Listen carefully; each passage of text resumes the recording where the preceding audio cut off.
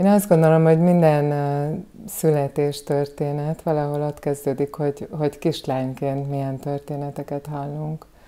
És én annyira szerencsés voltam, mert a nagymamáimtól is, édesanyámtól is olyan történeteket hallottam a szüléseikről, amik azt az élményt, meg érzést adták nekem, hogy az a legtermészetesebb dolog, hogy megfogan a gyermekem, hogy kihordom, hogy meg tudom szülni. És hogy ez természetes. Aztán a nővérem otthon szült, még a 90-es években, ami akkor ilyen nagyon nagy szám volt, vagy nagyon furcsa dolog volt, akkor engem kértek meg, hogy vigyázzak a két nagyobbra, és átmentem hozzá, és Geréb Áginál szült, és amikor megérkezett Ági, akkor azt mondta a nővéremnek, hogy milyen jó neked, Noémi, te ma szülsz. És ez egy annyira szép, őszinte jelenet volt, hogy én valahogy így szerettem volna valami hasonló élményben szülni. És hát mire én oda kerültem, hogy én szüljek, addigra én 37 éves voltam, mikor az első babánk úton volt, és hát nagyon örültünk neki, a férjemmel Kaliforniában éltünk. És eleinte valahogy úgy voltam vele, hogy az ottani történetek alapján, így a barátaim történetei alapján, akik általában kórházban szültek, hogy azt gondoltam, hogy tulajdonképpen itt is olyan természetesen történnek a szülések a kórházban, és hogy majd én is én nem fogok így nagy ügyet csinálni belőle, majd bemegyek a kórházba és szülök ott. De hogy így múltak a hetek, és rengeteget olvastam, így a szülésről, az összes könyvet, ami a kezembe került, elolvastam.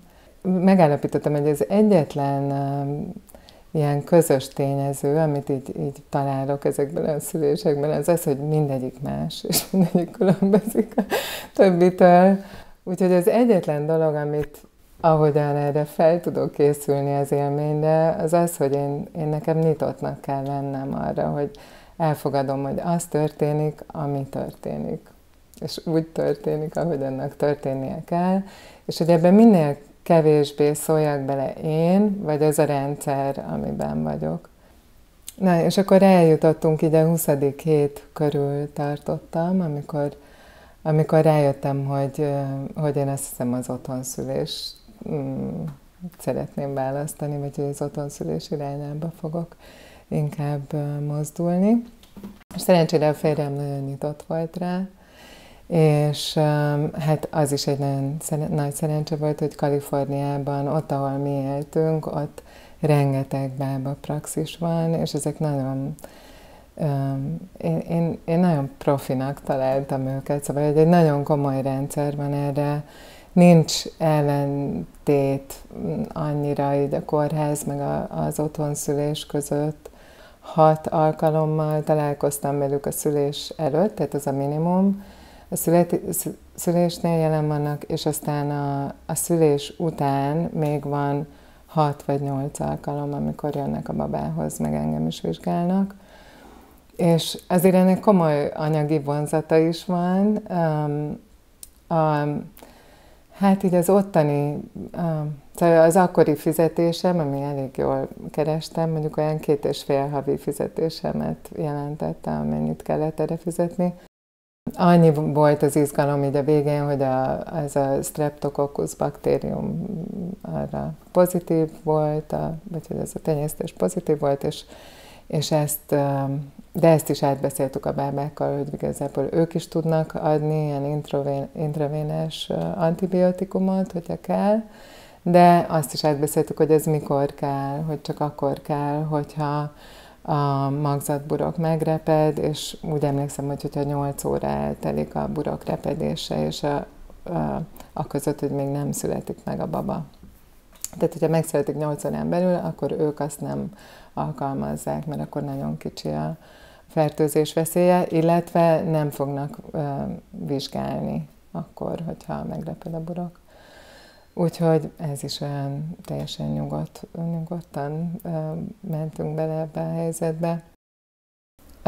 Nagyon örültem annak is, hogy a kisfiam pont a 40. hétben, tehát pont időben, egy hajnalban emlékszem, hogy felébredtem, és akkor éreztem, hogy az első összehúzódást, meg egy ilyen kis mocorgást éreztem, és akkor felkeltem, akkor persze kapcsoltam, hogy akkor ki kell takarítanom még a fürdőszobát, meg főznöm kell, meg mennyi mindent szeretnék még csinálni. Úgyhogy neki láttam ezeknek a munkáknak otthon, és közben szépen lassan így haladt előre a folyamat. És aztán egy idő után én 4 kézláb elhelyezkedtem az ágyon, és így ebben a pozícióban töltöttem a vajúdást. Semmi más pozíciót nem tudtam elképzelni. Néha elmentem zuhanyozni közben. Igen, ugye a jogában ez a tehén póz, és én ott ebben a pózban éreztem csak jól magam. És 11:30 megvizsgáltak, mert a magzatvíz egyáltalán nem ment még el, teljesen nem repett meg a burok, úgyhogy ilyen szempontból nagyon szerencsés volt, ahogy történt minden. És megvizsgáltak, és hát nagyon mindenki nagy örömére, mert 7 centire ki voltam tágulva. Úgyhogy mondták, hogy hát ez szuper, és kipakoltak. A férjem is úgy tevékenykedett otthon, de néha oda jött hozzám, és mondott valami nagyon kedves dolgot, hogy milyen jó, ahogy csinálom, meg milyen erős vagyok. De úgy alapvetően így ott én így magamban voltam, így ezzel az élménnyel. És annyira jó volt, hogy otthon, így a saját ágyamban, a saját fürdőszobánkban voltam. És akkor emlékszem arra, amikor mondták, hogy most már látják a csíkot, így a hátamnál, meg ahol ez megjelenik, amikor ugye teljesen kitágul, megvan a 10 centiméter, és én is éreztem, hogy akkor úgy vége lett az összehúzódásoknak. És emlékszem, hogy elmentem, mondták, hogy menjek el a WC-re, és ott ültem a WC-n előttem a bába, és akkor jött az első tolófájás. És az az élmény, azt soha nem fogom elfelejteni, az az érzés, az az elementáris erő, ami így átvette az uralmat így a testem fölött, az fantasztikus volt, és valamennyire meg is ijedtem, és tudom, hogy néztem a bábámra, és fogtam a kezét, és mondtam, hogy most ne hagyd el egyedül. és akkor visszamentem az ágyra, mert nekem az volt a biztonságos hely, és ott 4 kézláb folytattam így a kitolást is. És akkor egyszer megpróbáltam, így azt gondoltam, hogy ez most már olyan nagyon hosszú ideig tart ez a kitolás, és akkor emlékeztem, hogy persze a guggolás, vagy fel kéne emelkednem, és akkor gyorsabban haladna. És akkor átfejezkedtem ilyen guggolásba, és egyrészt én se éreztem jól magam, másrészt, ahogy a szívhang leesett így 120-ról 80-ra. És akkor mondták, hogy jó, akkor inkább forduljak feküdjek az oldalamra, az baromi kényelmetlen volt, aztán mondták, hogy feküdjek a hátamra, na az meg ilyen elviselhetetlenül kellemetlen, meg kényelmetlen érzés volt.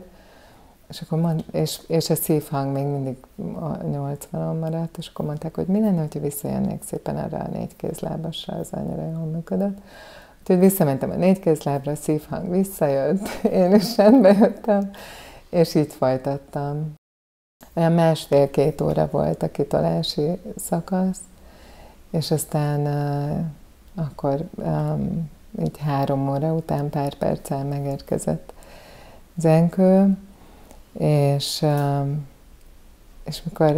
férjem segített, ugye ő fogta meg a köldögzsinór is, hogy így köré volt tekeredve, de így szépen így ügyesen azt abban segítettek, hogy így hogy jött ki, és akkor odaadták nekem, és vagy hát így a térdeim között így láttam, és láttam, hogy így elkezdtem simogatni, és ő meg csak ilyen nagy szemekkel így tekergett ide-oda, meg így mocorgott, de nem sírt fel még, meg nem vett levegőt. És akkor a bábák azonnal egy kis maszkot tettek az arcára, és akkor hallottam, hogy itt számolnak, hogy 1, 2, 3, levették, és még mindig nem vett levegőt, még mindig csak így nézett nagy szemekkel. És akkor még egyszer rátették a kis maszkot, és akkor vett egy nagy levegőt, és akkor elkezdett sírni, és akkor hosszasan sírt. És akkor a karomba tartottam, úgy próbáltam nyugtatgatni, meg tehát így gyönyörködtem benne, hogy milyen szép, meg milyen tökéletes mindene, de hát sírt, és én is nagyon kellemetlenül éreztem magam valahogy így így hátradőltem, és sokáig egyrészt talán az ő sírása is, meg addig, amíg a méhlepény nem született meg, addig én borzasztó kellemetlenül éreztem magam. És ez hosszú ideig tartott, még nagyon sokáig pulzált egyrészt a köldögzsinór, és akkor kaptam egy valami homeopátiás, azt hiszem, hogy Angelikát, 2 cseppet kaptam a nyelvem alá, és abban a pillanatban jött a tolófájás, és megszületett akkor a méhlepény is. És a kisfiam pedig végre, ahogy a férjem beszélt hozzá, úgy láttam, hogy elkezdi figyelni azokat a hangokat, és akkor kezd megnyugodni, és akkor így mondtam, hogy beszélj még hozzá, mondd, mert ez az, ami megnyugtatja. És akkor így szépen már át tudtam neki adni, ugye, miután megszületett a méhlepény, és ott nyugodott meg tulajdonképpen a papájának a karjaiban. Engem ugye elláttak, annak ellenére, hogy Zenkő majdnem 4 kilóval született, abszolút nem repettem, meg nem történt semmi probléma így a gátam körül. Persze a kitolás közben végig ilyen forró, vizes kendőket tettek oda, meg éreztem, hogy így védik a gátamat. Úgyhogy ezután a hosszú sírás után viszont egy nagyon szépen elkezdett szopizni, meg szinte soha nem, tehát hogy nagyon-nagyon ritkán sírt, csak akkor, hogyha éhes volt, és nagyon könnyen meg tudtam nyugtatni, úgyhogy egy nagyon szép élmény volt. És az, hogy ebben így együtt tudtunk jelen lenni, az egy nagyon megerősítő élmény volt az egész családunknak. És még amit megéltem ezzel kapcsolatban, az az, hogy ahogyan én születtem, én kórházban születtem, beindították a szülést, mert már túlhordott édesanyám, és akkor egy péntek reggel be kellett mennie, megkapta az oxitocint reggel 8-kor, és akkor én fél 1 körül megszülettem. A férjem pedig császárral született Brazíliában, ahol a legtöbb császár történik a világban, meg ahol a legtöbben császárral születnek. Úgyhogy mind a kettőnknek ez egy nagyon gyógyító élmény volt, hogy a mi kisfiunk másképp jött a világra. Hogy meg tudtuk adni neki is, meg magunknak is ezt az élményt, hogy a természet, tehát hogy természetesen történt, és a természet erejével tudott megérkezni. Én akkor, amikor így benne voltam a szülésben, akkor tudom, hogy a leginkább az erőt, a legtöbb erőt abból kaptam, hogy gondoltam az előttem lévő anyákra, akik szültek, az édesanyámra, a nagymamáimra, a nőkre, akik vándorlás közben szültek, akik az almafal alatt szültek, akik a barlangban szültek, hogy ez mind természetes, és hogy ez a legtermészetesebb dolog, hogy én is tudok szülni. Úgyhogy ez egy nagyon nagy ajándék volt. És aztán 2 éves volt a kisfiunk, amikor így készen álltunk arra, hogy a következő baba is jöjjön a családunkba, és hát rögtön megfogant a következő, szintén kisfiú lett. És hát ez már egy nagyon más hangulatban, tehát így főleg a második része az állapotosságomban, mert jött a Covid, de ugyanúgy megvoltak hát online találkoztunk velük, de sokszor el is jöttek hozzánk a bábák, hogy megvizsgáljanak.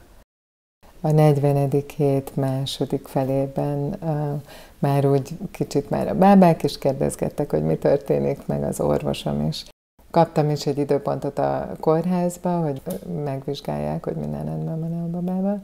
De pont aznap szerencsére éreztem, hogy jó, hát megérkeztek, beindult a szülés, jöttek az összehúzódások, és amennyire ugye Zenkőnél egy ilyen teljesen lineáris folyamat volt az egész, hogy így megindultak az összehúzódások, és aztán egyre erősödtek, és aztán ő megszületett, itt teljesen másképp alakult, délutánra teljesen elhalkult minden, és estére meg is szűntek az összehúzódások.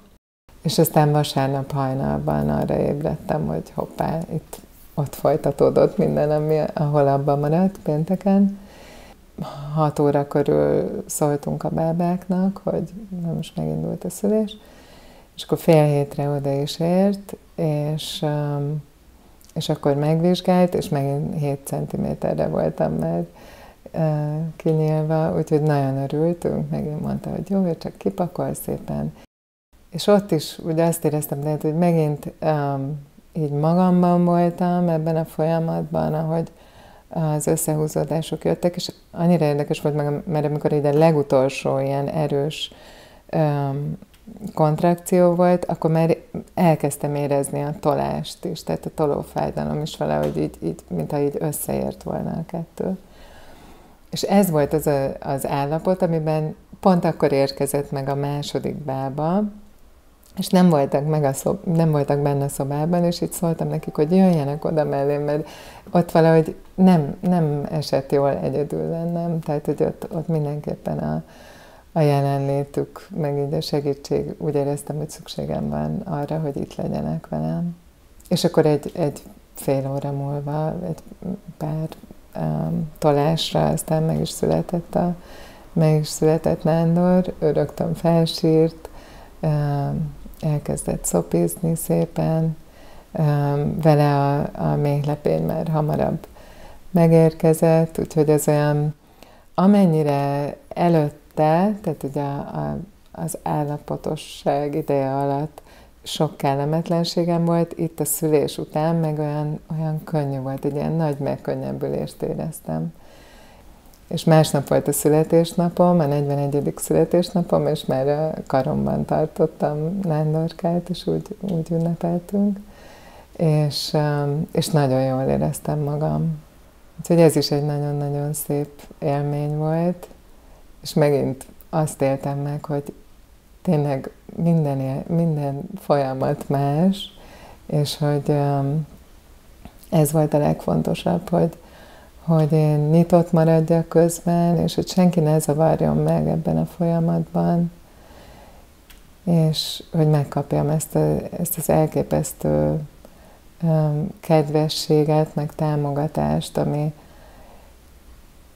csak ennyi volt, hogy a jelenlétükkel támogattak ebben a folyamatban.